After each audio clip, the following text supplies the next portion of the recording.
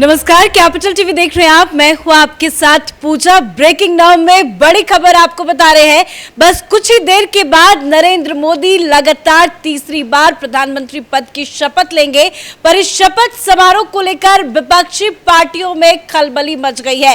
विपक्ष के बड़े बड़े नेताओं की तरफ से ऊटपटांग बयानबाजी की जा रही है और ममता बनर्जी ने यह दावा कर दिया है कि बस कुछ दिन का और इंतजार कीजिए, इंडिया गठबंधन की सरकार चलेगी, ये सरकार ज्यादा दिन तक नहीं चलेगी। तो वहीं कांग्रेस पार्टी की तरफ से ये कहा जा रहा है कि नीतीश कुमार और चंद्रबाबू नायडू के बिना नरेंद्र मोदी पीएम नहीं बन सकते, उनके सहारे ही वो बन रहे हैं और उन्होंने भी दावा किया है कि ये सरकार नहीं चलेगी। अधीर रंजन चौधरी का भी बयान आ गया, वो भी कह रहे हैं कि नरेंद्र मोदी को इस्तीफा दे देना चाहिए। तमाम तरह की बयानबाजी चल रही है, विपक्षी खेमे में मातम पसरा हुआ है।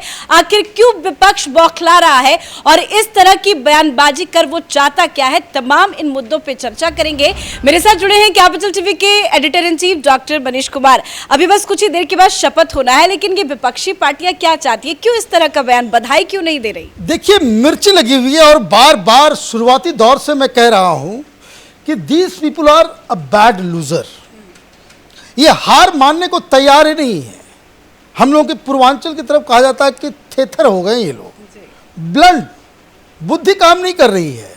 अभी शपथ हुआ नहीं और ये लोग कह रहे हैं कि भाई ये सरकार नहीं चलेगी, वेट एंड वॉच, अभी गिरा देंगे तो कल गिरा देंगे। ममता बनर्जी एक स्टेप आगे जा रही हैं, वो कह रही है कि भाई ये इलीगल, अनडेमोक्रेटिक सरकार है। अच्छा, ये इलीगल है, अनडेमोक्रेटिक है, सुप्रीम कोर्ट जाओ। भाई सुप्रीम कोर्ट क्यों नहीं जा रहे? आपको कम से कम इतनी हिम्मत होनी चाहिए कि आप समर्थन पत्र लेते और लीगल और डेमोक्रेटिक सरकार बनाने के लिए राष्ट्रपति के पास जाते। कोई आपको पूछ नहीं रहा। राहुल गांधी को आप मैसेज कर रहे हैं, फोन कर रहे हैं, उन्होंने मैसेज का जवाब दे रहा है, ना फोन उठा रहा है। बेइज्जती हो रही है कहीं और ठीकरा फोड़ रहे हैं कहीं और। लेकिन ममता बनर्जी ने क्या कहा? वो दरअसल विपक्ष का और प्रधानमंत्री का विरोध करने वाला सबसे बड़ा चेहरा अपने आप को साबित कर बेसिकली 2029 की तैयारी कर रही हैं। क्या कर रही हैं वो कह रही थी BJP is forming the government undemocratically and illegally. वो कैसे भाई? एनडीए की सरकार आई, एनडीए ने मिलकर चुनाव लड़ा, प्री पोल अलायंस था, कुल मिलाकर के 272 से ज़्यादा सीटें, 293 सीटें आ गई। तो इसमें इलीगल कहाँ है, अनडेमोक्रेटिक कहाँ है? ये अपने टीएमसी के गुंडों को आप समझाओ, देश नहीं समझने वाला ये सारी चीजें। आगे आप कहती हैं today the India bloc may not have stake a claim to form the government but that does not mean they won't tomorrow, let's wait for some time. अब इससे घृणित बात कोई हो सकती है? क्या होगा, हो जाएगा कुछ दिनों बाद। आप सीधे सीधे कह रहे कि भाई हॉर्स ट्रेडिंग हम करेंगे, क्योंकि उनकी संख्या तो 303 पहुंच गई है और आप कह रहे हैं कि हम कुछ दिनों के बाद, भाई कैसे होगा? जादू होगा, काला जादू बंगाल का चलेगा। क्या करोगे, कैसे करोगे? कोई मंत्र फूकोगी, क्या करोगी? इसका मतलब कि तोड़फोड़ करोगी। ये अपने आप में ये बता रहा है कि ये it is an open declaration कि we will do the horse trading thing. अब ये तो राजनीति में इससे निर्लज्ज बातें तो कुछ हो ही नहीं सकती। आगे उन्होंने कहा I would be happy to see this unstable and a weak government at the centre out of power. अभी सरकार बनी नहीं, वीक भी बना दिया, अनस्टेबल भी बना दिया। आप क्या चाह रही हो देश के अंदर में? जैसे आप सरकार चलाती हो वैसी सरकार बने जी। आपके हिसाब से मजबूत सरकार का क्या मतलब होता है? कि जो वोट न दे उसके घर में घुस के मारो, उसकी महिलाओं को उठा लो, बलात्कार करवाओ कार्यकर्ताओं से, ये स्ट्रांग गवर्नमेंट होता है? अजीबोगरीब कहानी है इन लोगों की। कम से कम सभ्यता तो यही बताता है कि भाई आप चुनाव हार चुके, आप कहते कि नहीं भाई एनडीए की बहुमत आ गई है, हम जनता की का जो आदेश है उसको मानते हैं, उसको सिरउधार करते हैं, हम लोग अब अगली बार की तैयारी करेंगे। न राहुल गांधी ने, न कांग्रेस पार्टी ने, न टीएमसी ने, न अखिलेश यादव ने, ये लोग तो अगर 200 के कम होते तो अभी तो ये तो विधवा विलाप कर रहे होते कि ईवीएम हरा दिया, ईवीएम हरा दिया, ईवीएम हरा दिया। यही प्रलाप चल रहा होता। कांग्रेस पार्टी की तरफ से जयराम रमेश तो ये कह रहे हैं कि नीतीश कुमार और नायडू नहीं होते तो नरेंद्र मोदी प्रधानमंत्री नहीं बनते। तो भाई नीतीश कुमार को आपने पहले अपनी तरफ क्यों नहीं बुला लिया? पीएम का ऑफर दिया। भाई पीएम का ऑफर देने से पहले बिहार में आप नीतीश कुमार के खिलाफ लड़ रहे थे, नीतीश कुमार को पलटू राम बता रहे थे, नीतीश कुमार को बेइज्जत करके आपने बाहर किया। भारतीय जनता पार्टी कोई पोस्ट पोल अलायंस कर रही हो तो बात अलग है। जेडीयू के जो लोग जीत के आए हैं, कोई भी ऐसा उम्मीदवार बता दीजिए जिसके कंस्टिट्यूएंसी में प्रधानमंत्री मोदी ने प्रचार नहीं किया हो।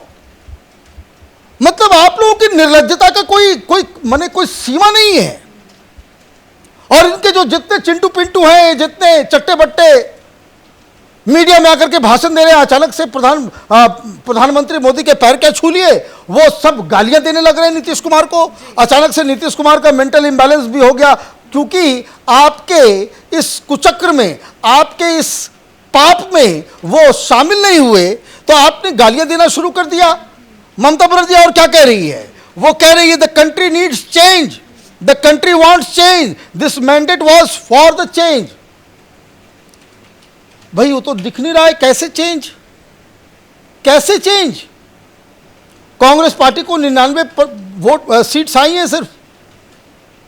आप चेंज का मैंने कहां से आपने पॉलिटिकल साइंस की पढ़ाई कर ली है, समझ में नहीं आता। भाई ऐसा होता कि एनडीए को कम मिलता, पोस्ट पोल अलायंस अगर ये लोग करते, कुछ इधर उधर से जोर घटाव करके ये लोग अगर बहुमत पूरी करते, तब एक तरीके से ये चल भी जाता। बहुमत 272 की है और आप भाई ममता बनर्जी से ही सवाल पूछ लेते हैं। आप कह रहे हो कि फॉर चेंज और ये और वो। जब आप रेलवे मंत्री बनी थी, हाँ, बीजेपी के साथ मिलकर मलाई चाटने के लिए, कितनी थी बीजेपी की सीटें? 182। 182। कई सारी पार्टियां इलेक्शन के बाद आपके साथ शामिल हुई, तब वो लीगल था, डेमोक्रेटिक था और सब कुछ बढ़िया था। जाने दीजिए, यूपीए में आपने मलाई चाटा, आप बन गए, यूपीए में भी सरकार में आप शामिल हो गई।